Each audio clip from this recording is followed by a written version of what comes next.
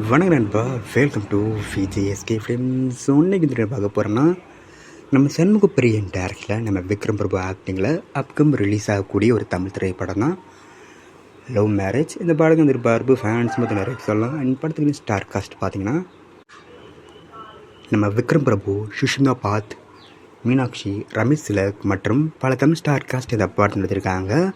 So இந்த படத்தை பற்றி இப்போ என்ன அப்படி பார்த்தீங்கன்னா, இந்த படத்துக்கு ரிலீஸ் டேட்டாக கன்ஃபார்ம் பண்ணியிருக்காங்க. இந்த படத்தை இப்போ ஜூன் மந்த்து 27 தேட்டர் ரிலீஸ் போகிறாங்க.